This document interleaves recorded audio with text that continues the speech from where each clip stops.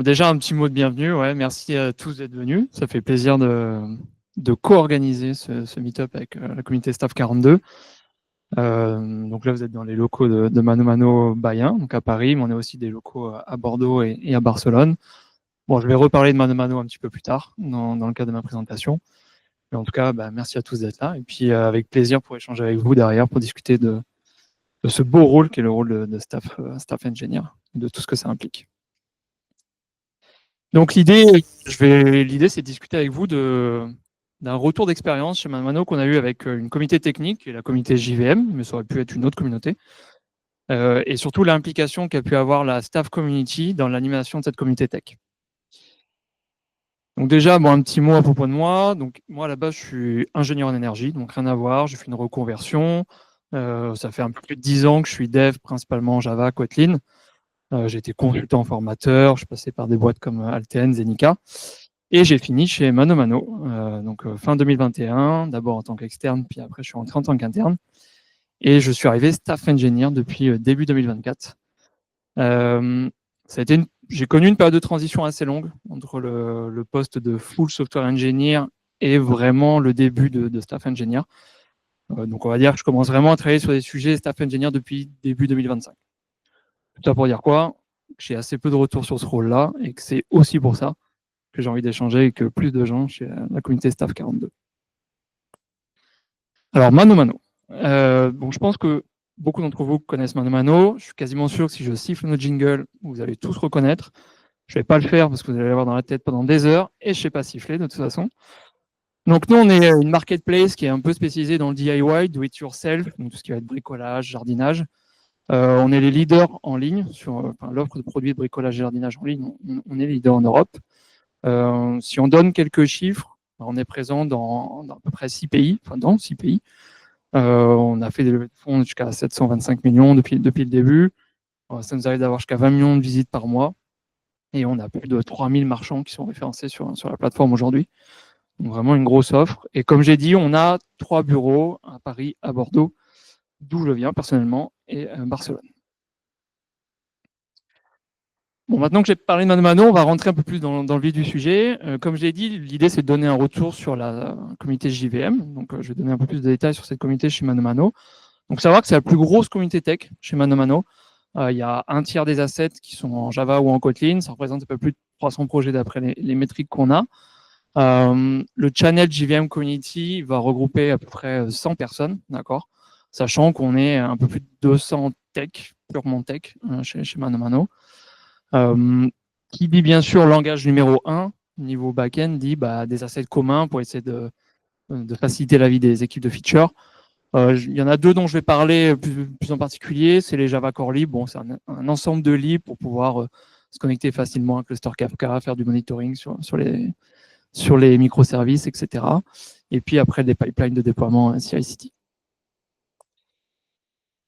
Si on essaie de comparer cette communauté par rapport à d'autres communautés qui existent chez Mano Mano, j'ai pris l'exemple de la communauté Go parce qu'elle est beaucoup plus récente, plus petite, mais elle est assez différente. Pourquoi? Parce qu'on remarque plus d'échanges déjà au sein de la communauté Go, que ce soit des meetings réguliers, que ce soit des participations au niveau des Slack, channels, etc.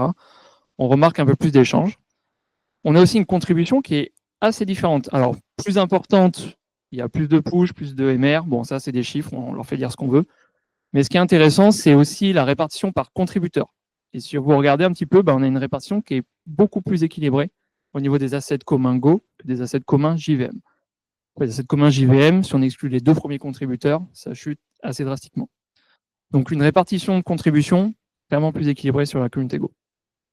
Alors on verra après pourquoi ça a son importance. Je ne pouvais pas aussi parler de la communauté JVM sans donner un peu d'historique sur notamment l'asset phare qui est une communauté JVM qui sont les Java Core Libs, comme je l'ai dit. Il faut savoir que c'est des libres qui ont été initiés donc en 2020, au moment où Mano Mano est commencé sa transition du PHP vers le Java.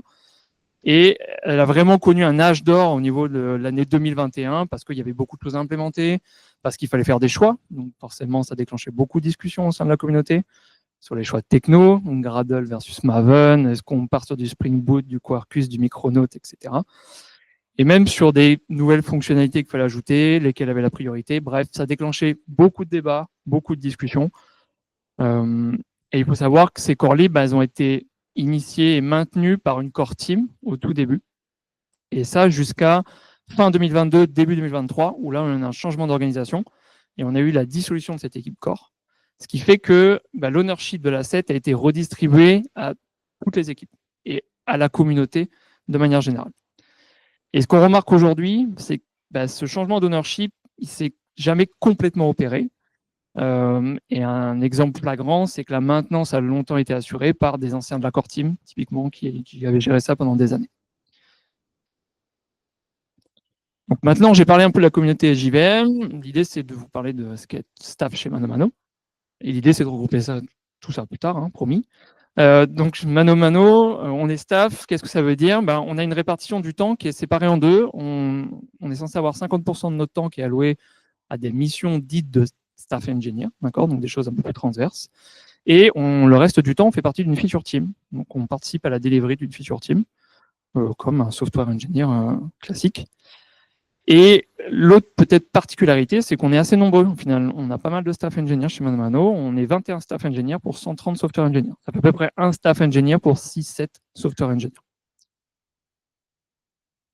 Encore une fois, je n'ai pas la connaissance de comment ça se passe ailleurs, mais du peu que j'ai pu discuter avec d'autres personnes, on a souvent une répartition, on a un peu moins de staff pour plus de software engineers. L'idée, après, bien sûr, c'est qu'on participe aux meetings d'architecture. Ça revient. C'est bon. L'idée, voilà, encore une fois, c'est de participer à plein de choses transverses et d'améliorer la vie de tout le monde et notamment de participer aux meetings d'architecture. Une question qu'on peut se poser, et pourquoi est-ce que je fais ce meeting, cette présentation aujourd'hui, c'est de se dire, est-ce que c'est de la responsabilité d'une communauté staff de relancer une dynamique au sein d'une communauté tech et de s'occuper de l'animation d'une communauté tech? Donc l'idée, c'est d'essayer de répondre à cette question. Alors déjà, vous doutez bien que si on fait un retour, c'est qu'on a connu certaines difficultés. Donc quelles ont été les difficultés qu'on a connues au sein de la communauté JVM? La première, je l'ai dit, on s'est comparé par rapport à une autre communauté un peu plus petite, c'est qu'on avait assez peu d'échanges au final. Peu de partage, pas beaucoup de partage sur la veille technique, de la veille technologique, des tips, des questionnements, des besoins, pareil, la remontée de besoins, on avait assez besoin. Je l'ai dit, on avait des assets communs. Il était logique qu'on ait des besoins à implémenter dans ces assets, mais on avait assez peu de remontées. Pareil au niveau de la participation globale, que ce soit aux meetings qu'on avait, aux threads qui sont ouverts de manière asynchrone sur Slack, typiquement, c'est souvent les mêmes têtes qu'on voyait. Donc assez peu de participation.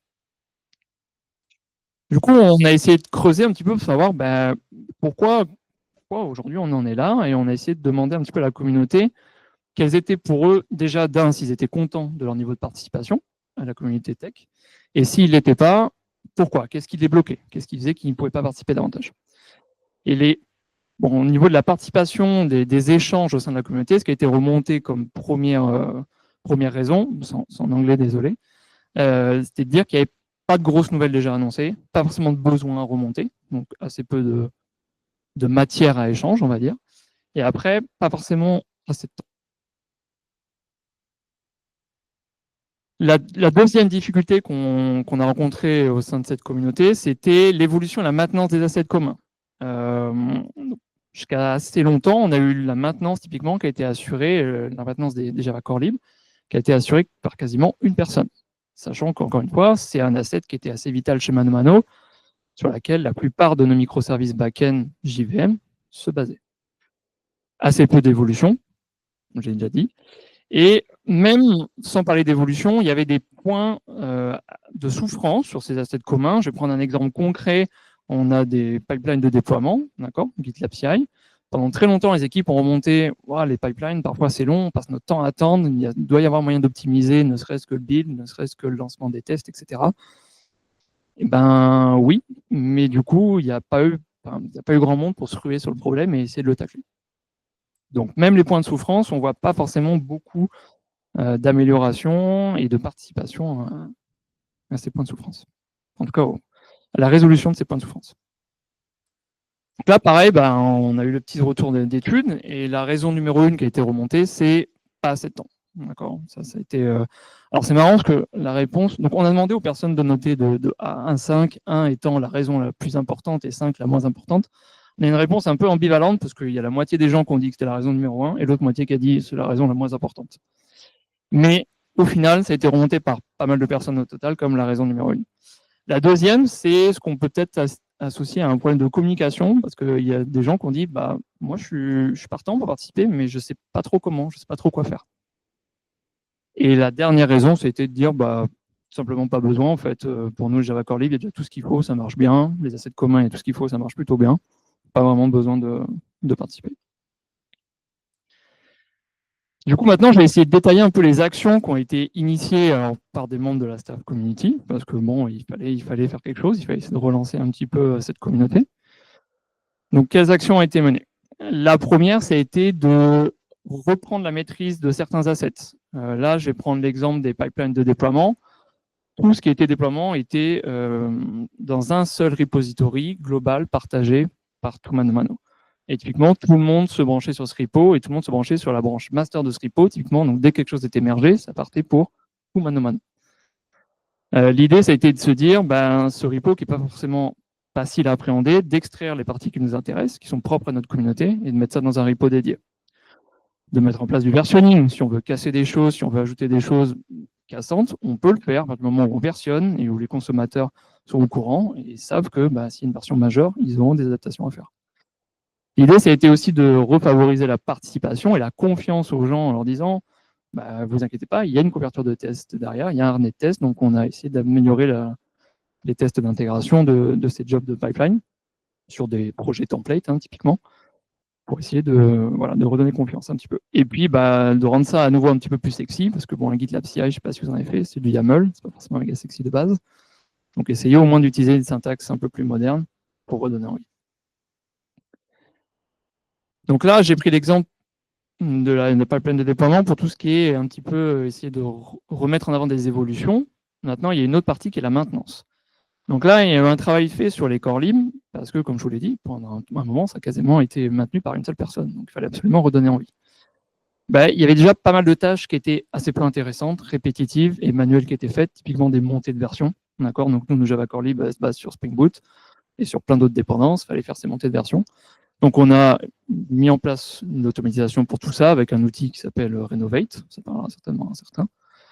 Donc, essayer d'automatiser un maximum de tâches peu intéressantes. Et la deuxième chose qui a été faite, c'était de simplifier le processus de release. Ça peut paraître anodin, ça peut paraître bête, mais en fait, il faut éliminer un maximum de freins à la participation de ces assets communs. Et le process de release en est un, parce qu'il y a beaucoup de personnes qui revenaient après avoir mergé leur MR, elles étaient contentes, elles avaient fait le taf, elles avaient ajouté leurs tests, elles avaient réussi à avoir leur approval, mais derrière, il fallait réaliser. Et même ça, même en lisant la doc une fois, deux fois, elles n'étaient pas forcément méga à l'aise, elles passaient forcément par la personne qui avait l'habitude de réaliser pour être sûr de savoir le process à suivre. Et après, bon, des tests d'intégration, pareil, pour essayer de redonner confiance et de sécuriser tout ça. La dernière partie, qui a certainement été aussi assez importante, et je ne l'ai pas précisé, mais les retours d'études sont revenus à peu près en parallèle de ces actions qui ont été menées. Donc les actions ne sont pas des actions qui sont menées directement d'après les retours de l'étude. D'accord ? Mais les retours d'études qui ont été faits, je vous l'ai dit, c'était un moment, on veut bien participer, mais on ne sait pas trop quoi faire en fait. Il y avait assez peu de communication sur comment participer à l'amélioration, à la maintenance des assets, aux échanges de la communauté, etc. Donc l'idée, ça a été de communiquer toujours plus et toujours plus. Donc notamment quelque chose de basique, une notification automatique des merge requests pour tout le monde est au courant de ce qui se passe, tout le monde a son mot à dire. Tout le monde peut participer aux échanges sur ce qui se passe sur ces assets communs. La création d'un backlog dédié aussi. Il y a eu beaucoup de retours en mode, encore une fois, on veut bien, mais on ne sait pas trop quoi faire. Là, il y a un backlog dédié, clair, avec des tickets, avec un processus à suivre, et puis, bien sûr, des échanges à déclencher si les tickets ne sont pas clairs ou quoi que ce soit. Donc maintenant, si on regarde un petit peu les résultats qu'on a eus sur ces actions qui ont été menées, il y a beaucoup de choses qui vont dans le bon sens. Notamment, on a vu des nouvelles têtes arriver, on a vu des nouvelles personnes participer à la maintenance, aux évolutions, aux échanges, donc ça, c'est vraiment cool. C'est là qu'on s'est dit, on n'a pas fait ça pour rien. Et de deux, c'était un peu une nouvelle dynamique qui a été réinsufflée sur tout ce qui a été fonctionnalités, améliorations. On a revu un train de release un peu plus important, etc. Par contre, on a encore des efforts à fournir, notamment sur les échanges, sur tout ce qui est échange asynchrone au niveau du Slack, etc. Où là, il faut qu'on continue à gratter, il faut qu'on continue à avoir une écoute peut-être encore plus attentive, encore plus active pour comprendre le vrai problème de fond, pourquoi les gens participent pas plus ou les gens n'échangent pas plus. Le nombre de participants aussi au global, au vu du nombre de personnes dans ce channel, on devrait pouvoir avoir plus de participants. Et encore une fois, la communication, on l'a bien vu avec le retour d'études, il faut encore qu'on s'améliore là-dessus et qu'on en fasse plus, qu'on en fasse peut-être mieux. Ça, c'est ce qu'il faut qu'on arrive à trouver aujourd'hui une solution, cette partie-là, pour pouvoir réenclencher la dynamique, encore plus dynamique. Donc ça, c'est les actions qu'on a menées, c'est des actions, on va dire, un peu faciles. Maintenant, il y a des actions, ou en tout cas des pistes qu'on peut essayer d'étudier, qui sont beaucoup moins faciles et un peu plus bold. Chez Mano Mano, on dit be bold. La première, ça peut être aussi de valoriser davantage la participation aux assets communs. Aujourd'hui, encore une fois, une des raisons numéro une, c'était on n'a pas trop le temps. Il n'y a pas de temps dédié aujourd'hui à la communauté pour tout Mano Mano.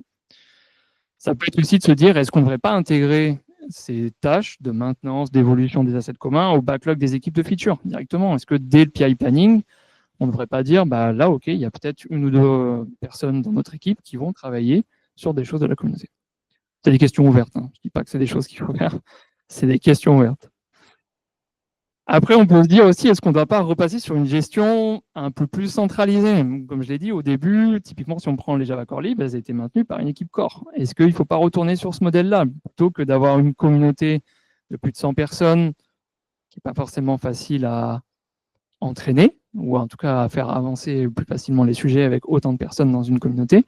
Est-ce qu'il ne faut pas repasser sur une gestion dédiée avec une équipe core, ou en tout cas peut-être des contributeurs un peu plus officiels, et avec des étiquettes pour pouvoir essayer de mener les sujets un peu plus facilement. Là, pareil, c'est un autre débat, centralisé versus décentralisé. Il y a des avantages et des inconvénients aux deux approches, clairement.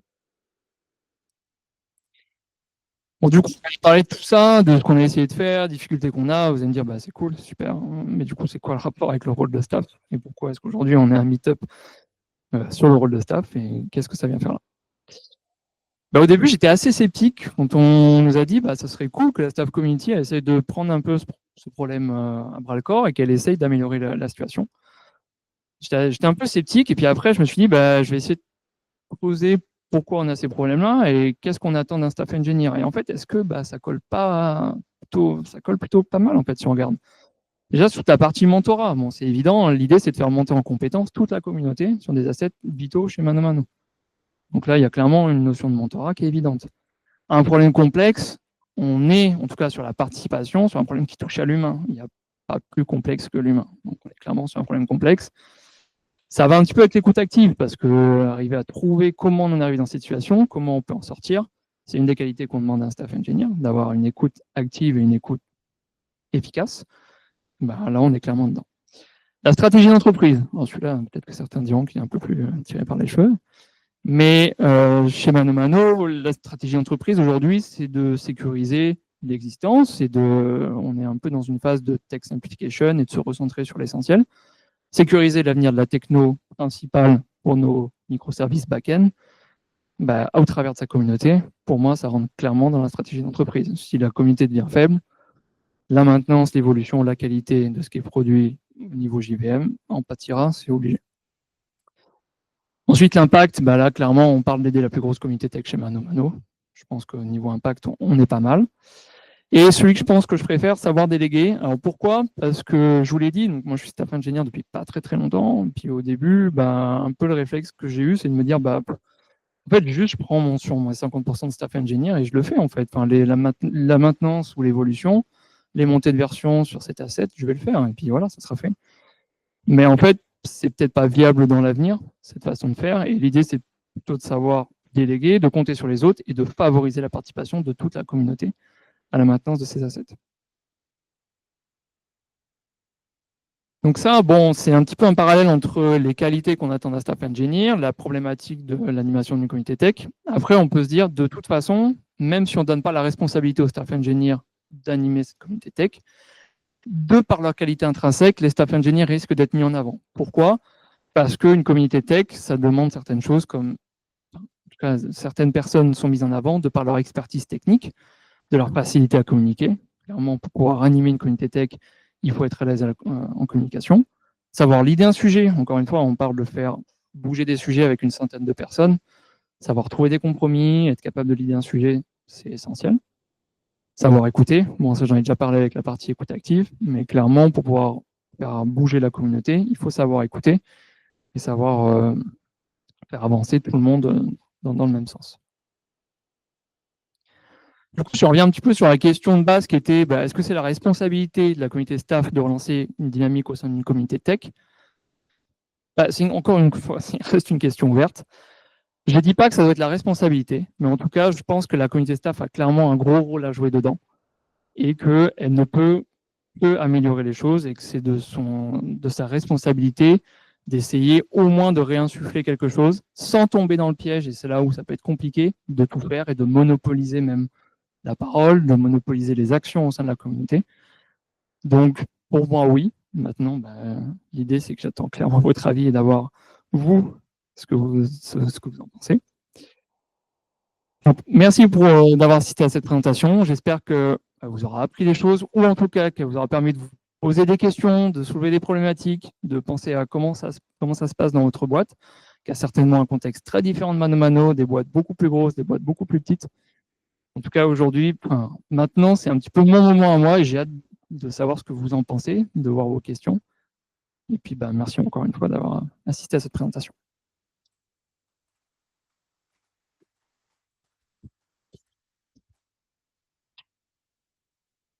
Est-ce que quelqu'un a des questions?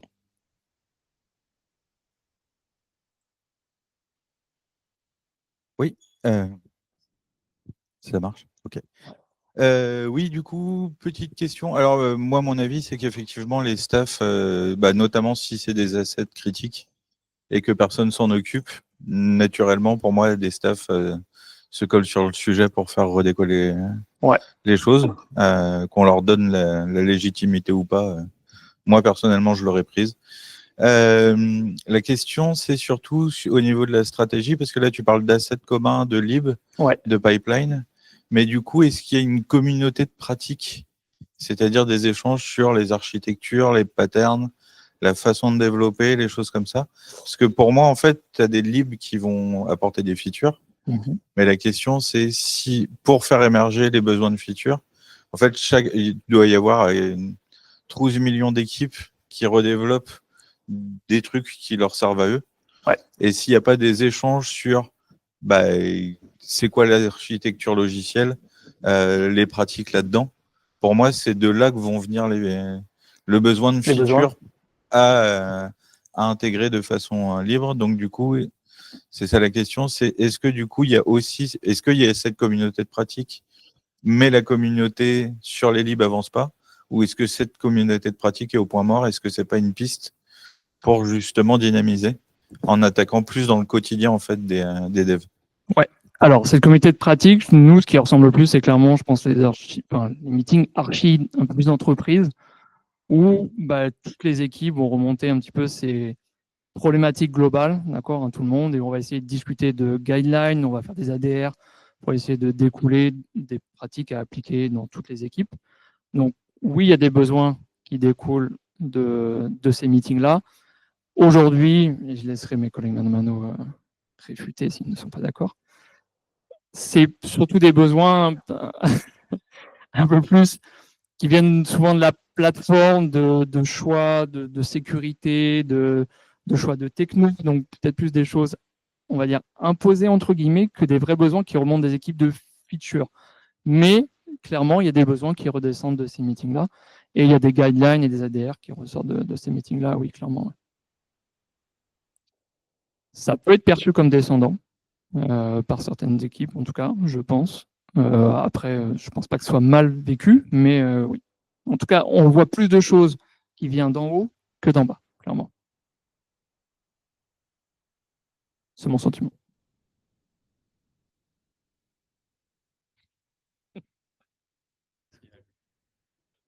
Un, deux, un, deux. Petite question, moi, de mon côté, sur. Alors, c'est vraiment intéressant, tu as parlé peut-être que je devrais commencer comme Nico pour dire je suis 100% d'avis que les staffs doivent s'impliquer. Pour moi, c'est très simple. Un staff doit chercher de l'impact. À partir du moment où ça sent le soufre, ça sent qu'il faut absolument y être. De quelle manière est-ce que c'est à la staff de community de prendre un ownership? Personnellement, j'aurais tendance à trouver ça dangereux parce qu'un staff est plus volatile et va rarement se fixer à très long terme sur un sujet. Donc, son but, ça va être de se migrer dès qu'il rentre sur le sujet. Ce qui était vraiment intéressant dans ce que tu disais, c'est que vous avez enlevé pas mal de barrières, ce qui du coup peut être un peu, pour des gens qui sont freinés juste par ces barrières-là, ça va les pousser à contribuer. Ma question, c'est est-ce que vous avez travaillé sur d'autres, j'ai pas le mot français, je m'excuse, d'autres incentives pour les ingés. Imaginons, je suis ingé, moi je travaille sur les GVM, bon, ça fonctionne très bien, il y a des trucs chiants, mais je vois pas pourquoi je contribuerais. Qu'est-ce qui me pousserait, moi, à contribuer? Est-ce que vous avez travaillé sur des incitations de côté staff? Non, je pense qu'on a encore clairement un vrai travail à faire là-dessus. Moi, j'avais dans l'idée au moins de partir peut-être un peu plus sur des one-to-one avec certains software engineers pour creuser davantage, avoir un peu plus, un retour un peu plus profond. Mais il faut quand même arriver à avoir quelque chose d'assez représentatif de toute la communauté, ce qui n'est pas évident. Mais en tout cas, non, l'idée c'est de creuser davantage, de voir comment on peut enlever ces freins, comme tu l'as dit, parce qu'il y en a encore visiblement, et d'essayer tout simplement de voir pourquoi aujourd'hui certains pensent qu'il n'y a pas de besoin et que tout va bien. Très clair. Et sans faire du tout parole d'évangile, un exemple que nous, on a eu un cas similaire il n'y a pas longtemps à Back Market, on avait besoin de plus de contributions techniques sur un sujet donné. Deux choses qu'on a mis en place qui ont vraiment bien fonctionné, à voir si ça fonctionne dans votre cas ou si c'est pertinent. Le premier, c'était la culture. En fait, les mantras de la boîte sont très puissants et il y a moyen d'en faire écho dans le département technique. Mais un deuxième moteur qui est encore plus puissant, c'est d'ajuster le career ladder en mettant des expected behavior qui matchent le behavior que vous attendez des ingés. Et de dire, pour passer à tel niveau, ou voici ce qu'on attend à tel niveau, voici ce qui va être reconnu par la boîte, c'est un driver immense. Et ça change, ça pollinise énormément parce que du coup, les personnes qui vont réellement viser à être promues vont littéralement se l'appliquer. Mais du coup, ça va être comment dire, quelque chose qui va être copié par les autres ingénieurs qui généralement apprécient de travailler avec ces ingénieurs. Moi, j'ai le sentiment qu'on le voit de plus en plus, que c'est de plus en plus reconnu chez ManoMano, cette participation transverse aux communautés. Et j'ai eu le sentiment de voir certains collègues émerger de peut-être à la base de ce qu'on leur a imposé d'un point de vue carrière ladder, tu l'as dit, mais dans le bon sens, pas subi non plus, peut-être un petit peu incité au début, mais qu'ils le prennent bien et qui participent en étant très contents de participer. Donc ouais, clairement, je pense que c'est quelque chose davantage à mettre en place et à élargir. Ok, c'est super intéressant comme sujet. Et pour rebondir aussi sur ce que disait Théo, moi aussi, je pense que les staffs ont vraiment besoin d'être impliqués pour insuffler quelque chose. Mais c'est aussi vraiment une opportunité, ces communautés, pour que d'autres personnes deviennent leaders. Donc, des personnes qui ne sont pas forcément leaders dans leur... au jour le jour, qui ne sont peut-être pas tech lead. Et c'est vraiment une occasion finalement de pratiquer ça, de mettre en place un peu leurs compétences de leadership, mentorées par des staffs, etc. Et un autre point que moi j'ai vu qui marchait pas mal, moi plutôt dans l'expérience par exemple à Google où il y a beaucoup de communautés, c'est très très fort, qui était l'alignement avec les objectifs de la société, avec des OKR. Et en fait, à partir du moment où des communautés participent à des objectifs de la société, tout de suite, ça donne de l'importance. Et avec aussi une sensibilisation de tout le management pour que ce travail soit mis en avant. Et s'il n'y a pas ça, si finalement, c'est juste faire ça pour être bon citoyen, mais que derrière, il n'y a pas d'incentive, comme tu dis, ça va être dur. Ouais. Donc ça, ouais, les career ladder, moi, il y avait des citizenship awards, des choses comme ça où il y a une reconnaissance et au moment, par exemple, de promotion, de, voilà, la personne, elle a l'idée telle communauté et que ça soit reconnu. Clairement. Et je pense que quand on disait, on avait dans l'idée de communiquer davantage, on va essayer de mettre un petit peu en avant justement la participation de certaines personnes aux choses transverses pour que ça remonte, que les managers les voient et que ça soit clairement un levier pour eux au niveau du career ladder, etc. Mais que ça remonte davantage, peut-être que les managers aujourd'hui ne se rendent pas bien compte à quel point certains participent vraiment d'un point de vue transverse.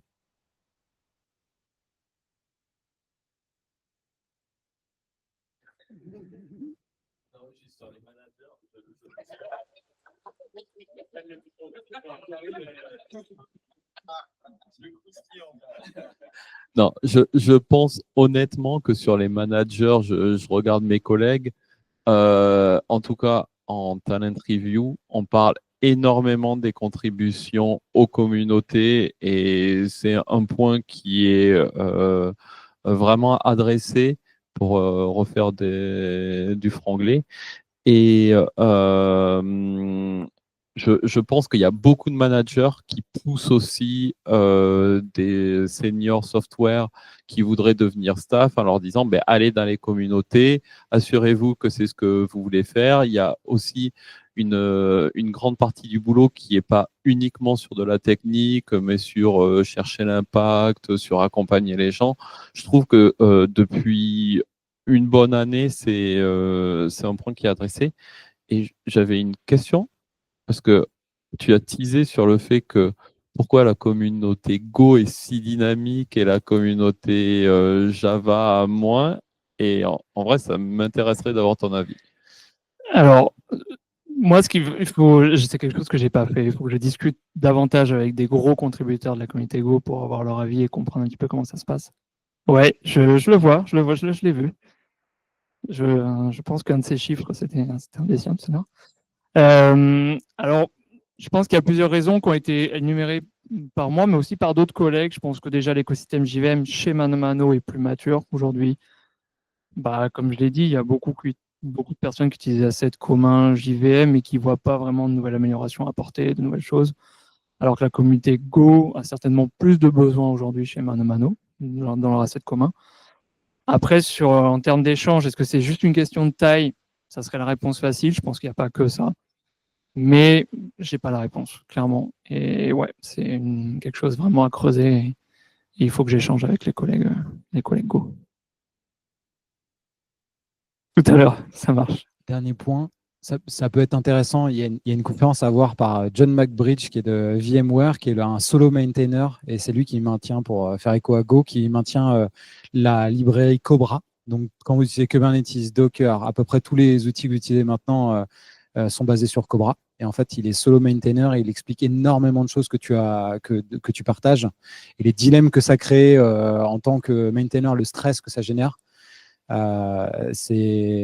L'empathie, c'est aussi un muscle qu'on peut soulever dans ces moments-là entre un jet.